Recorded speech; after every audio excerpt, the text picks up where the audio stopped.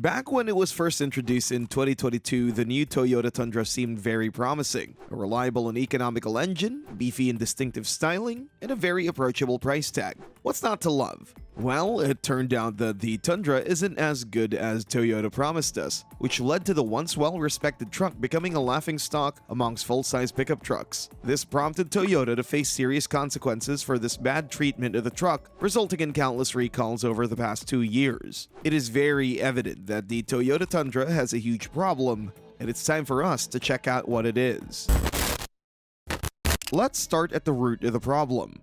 The Toyota Tundra of this generation has undoubtedly been flawed from the get-go. Everybody was surprised by the lack of quality with the Tundra, especially when compared to other Toyota products. The reason behind this is the production location of the Toyota Tundra. You see, unlike most other Toyota products which are made in Japan and exported worldwide, the Tundra, the Sequoia, and many other models are made exclusively on our continent. And as much as we love domestically built vehicles, the truth is, Japan simply does it better. Mind you, the Tundra isn't the only vehicle that has this problem. Many other models, including the domestically made Corollas, Camrys, and RAV4s, are noticeably worse in terms of build quality compared to their Japanese-made counterparts. However, the problem with the Tundra is that everything about it is made here, as it is, after all, practically a North American exclusive model. However, some of you would have noticed that the Tundra's previous generations have been revered as considerably better built vehicles than this one. And although that is largely true, the second generation has had its fair share of issues, especially in its last years of production. And that's exactly where we can see the massive drop-off in quality. After the global crisis of 2020, the quality of domestically made Toyotas has fallen drastically, and it is yet to return to the pre-2020 standard.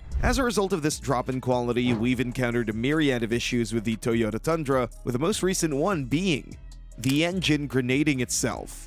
As recently as June, Toyota has been caught up in a scandal concerning the Tundra and its sister cars, the Sequoia and Lexus LX, as all of these cars have had severe engine issues. You see, more than a couple of these have been noted to completely lose power mid-drive, with all of them having similar symptoms. The engine started knocking and running rough, and poof, you were out of oomph entirely. Detailed investigation led Toyota to conclude that the root of this problem was the fact that manufacturing debris from the engine wasn't removed for quite a bit of these models, resulting in the engine slowly destroying itself from the inside. As a result, Toyota had to recall a whopping 102,000 vehicles, most of which were Tundras. 102,000! Can you even believe that? And the worst thing is that these vehicles simply couldn't be fixed. Instead, Toyota opted to replace all of these engines completely. Overall, this was a very bitter start for the 3.4 twin-turbo V6 engine that debuted recently. And to make matters worse, we're not even sure if all of this is worth the hassle because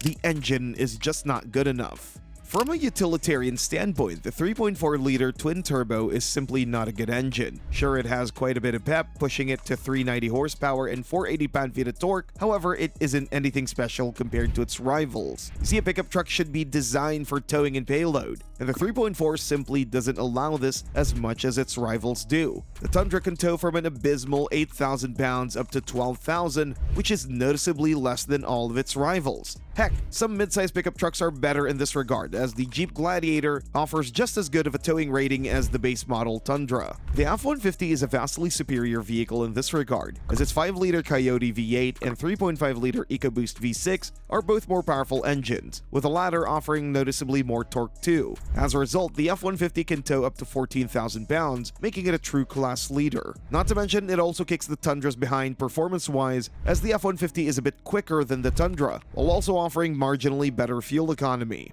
The Ram 1500 also absolutely destroys the Tundra in this regard, as its 3.0 Hurricane 6 engine offers up to 540 horsepower, allowing it to literally run circles around the Tundra, all while providing around 3 mpg more on average. Overall, the vehicle as a design is definitely subpar compared to its rivals, and Toyota should try and offer a bit more oomph in the future. However, before they do that, they should give more thought to the quality of their vehicles, as the previously mentioned engine recall isn't the only one. It isn't even the biggest one.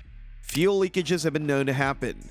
Both the previous generation and the current generation have had a very similar issue with fuel leaking. You see, because some of the Tundra's fuel tubes were located very close to the brake lines, they tended to chafe off, leading to the vehicle leaking fuel all over the place. Now, this in itself is a huge safety hazard. However, it becomes even bigger once you take into consideration that this has also happened with a Tundra Hybrid, which utilizes a lithium-ion battery. These batteries are highly flammable, and if there were an open fire on the car, the battery could lead to far more lethal and dangerous situations. More than 168,000 units have been recalled because of this issue, which is a massive number, especially for Toyota. However, this isn't the only safety hazard that Tundra owners have encountered. Earlier this year, another recall was even bigger than this one.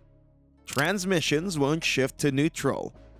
Imagine pulling up to a red light. You recognize that it's going to be a long wait, and therefore you put your vehicle into neutral to rest your foot, and as soon as you lift your leg off the brake, the vehicle violently moves forward, resulting in you hitting a vehicle in front of you. Well, believe it or not, this has happened with a couple of Tundra owners, which resulted in Toyota taking a deeper look into the root of the issue. Toyota had found out that some parts of the transmission did not disengage immediately, resulting in the engine still delivering power to the wheels. This wasn't its full power, but it was enough to make the Tundra a serious safety hazard. As a result, Toyota recalled a whopping 280,000 units back to the factory to fix this issue. Apart from the Tundra, this also included the Sequoia and the Lexus LX600, which, as we've come to know by now, are the usual suspects in Toyota's recalls. Honestly, we can't believe that Toyota has come this low in terms of quality control. However, that's not the only thing that has deteriorated over the past few years.